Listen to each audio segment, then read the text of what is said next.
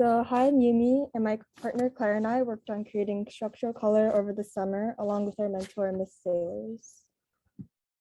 First, we would like to thank Papa Jack for giving us the opportunity to research our topic. So the goal of our research is to combat the harmful impacts of textile dyes. After textiles are dyed, the wastewater from the dyeing process is drained back into rivers, which contains around 70 toxic chemicals like sulfur and naphthol, and heavy metals like lead and mercury. The textile market uses dyes that are responsible for 20% of global wastewater.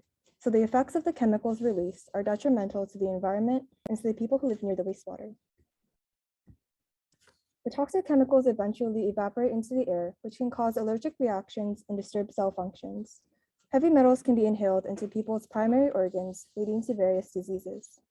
The surface water is dangerous for human use, which cuts away freshwater sources for millions of people living near textile factories, like in Bangladesh, India, and China. There's also evidence of heavy metals in shallow aquifers and of low dissolved oxygen levels at the surface water of rivers, canals, and ponds, which is detrimental for fish and marine plants. On land, wastewater clogs the pores of soil, decreasing soil productivity and preventing roots from penetrating through due to its hardness. The solution we came up with is to implement structural coloration into textiles. Structural color is an alternative to dye that mimics the way nature reflects light to produce color, while producing less waste and harm to workers' health, as well as being more long-lasting than dye due to its non-fading tendencies.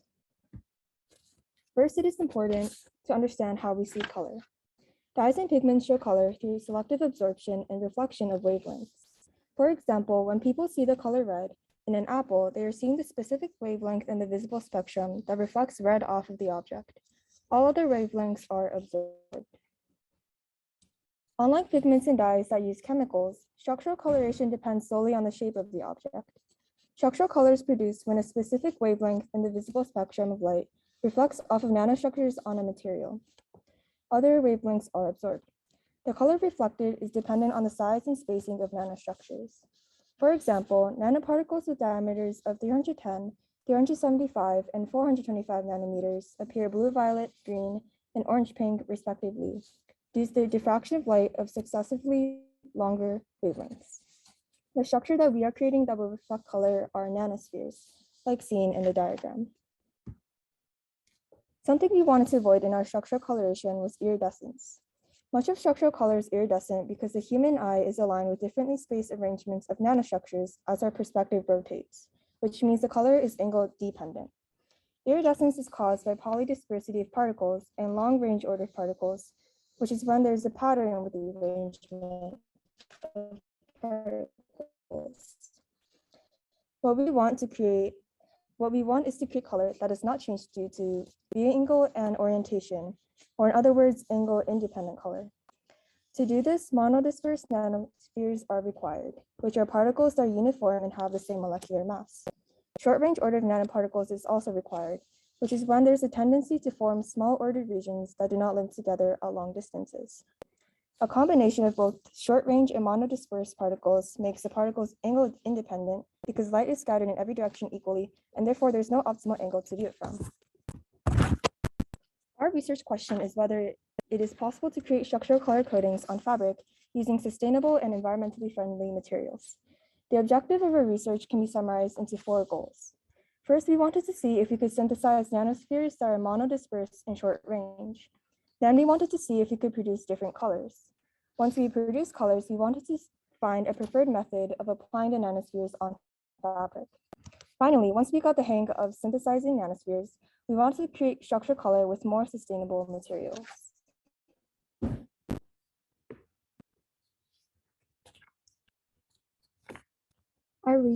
Our first goal was to synthesize nanospheres that are monodispersed and short range. To synthesize nanospheres, we used an established method created by Luzensky et al. As a reference.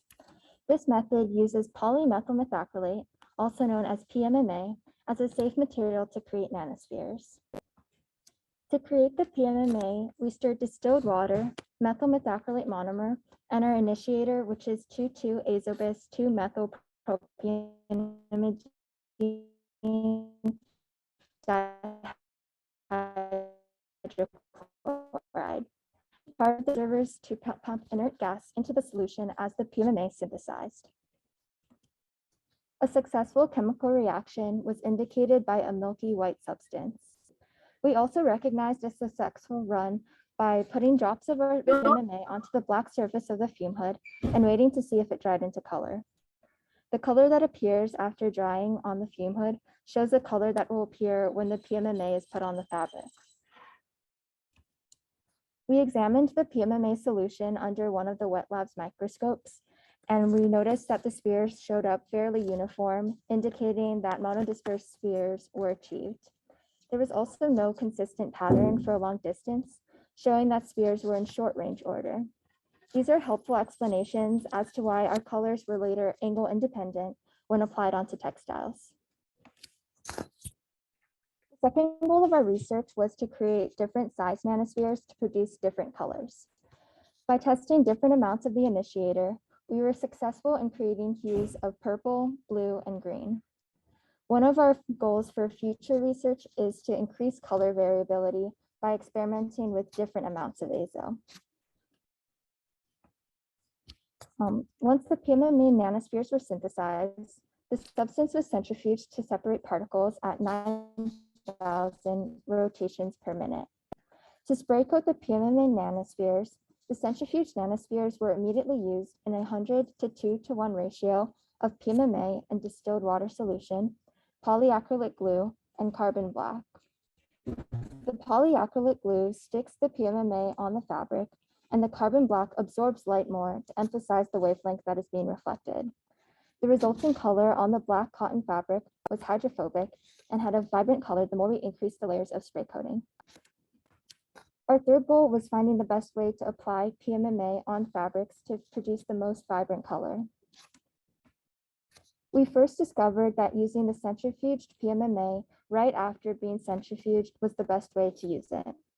If the PMMA were to be dried overnight, the resulting color on the fabric had white speckles and was not as vibrant as that can be seen in figure 1. Next, we experimented with the amount of carbon black and spray coating layers to see how it affected the color.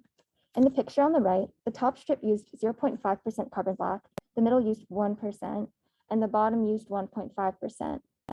We found that using 1% carbon black with 5 layers was the optimal amount to create the most saturated color.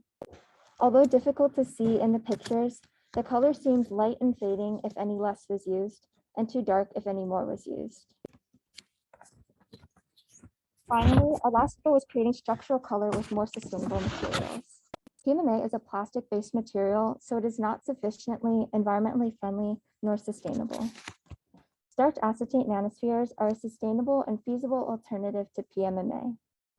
Using Chu et al.'s research as a reference, we stirred together cornstarch, acetic anhydride, water, and sodium hydroxide catalyst to make starch acetate. To synthesize the starch acetate nanospheres, we first pre-gelatinized starch so that it reacts with acetic anhydride quicker, and so that there's less water in the reaction to reduce the chance of interfering with the starch from being completely acetylated. The resulting product should be starch acetate particles, which are later put in an autoclave to be spun to become nanospheres. These nanospheres theoretically should be able to reflect color. However, we realized that we had no access to a hydrothermal autoclave, which is necessary to reach the temperature needed for creating the nanospheres. Because of this, we were not able to continue the experiment of starch acetate as a structural color. Although we were not able to make starch acetate nanospheres, we believe we were able to successfully make starch acetate during our reaction. Our mentor, Ms. Sailors, used the UV visible spectrophotometer to see the absorbance of various wavelengths of light of starch and of our product. We used Lugol solution as a starch indicator by mixing the Lugol with plain starch and mixing it with our product to compare the two. In theory, if we made starch acetate, it would not be able to interact with the Lugol. And so the curve in the representing our product, you can see the thick blue curve that is our starch acetate and Lugol solution is very different from the rest of the curve therefore there's a high probability that we may starch acid. We were successful in completing our first 3 goals of synthesizing PMMA nanospheres, creating different colors, and finding our preferred method of applying PMMA onto fabric. Our 4th goal was partially accomplished by having a high possibility of creating starch acetate, but we were unsuccessful in creating nanospheres. Our future research will consist of creating more color variability of PMMA nanospheres, and then creating sustainable and environmentally friendly nanospheres. Now we'll share some advice for future K Fellows. Our first piece of advice is to have various paths that you can take in your research. Having multiple parts in our research and experiments allowed us to have many areas to explore, which made for a very exciting experience and was really helpful whenever obstacles occurred. Our second piece of advice is to be interested in your topic and how it applies to issues that are important to you. Yumi and I were really interested in finding a solution to the textile dye problem, and the potential to produce color really excited and motivated us. Lastly, we learned to anticipate obstacles as part of the scientific process. Along the way, there were some mistakes or errors that came up. Some we were able to solve and some that remained unsolved. Here we have pictures of both moments of failure and moments of success. And our failures were a valuable part of the process, so we encourage future K Fellows to know that mistakes or obstacles are all part of science and that they lead to discoveries that may not have been known without those diversions from expected outcomes. Finally, we would like to thank our mentor, Ms. Sailors, for her generous time, support, and knowledge that made this research possible.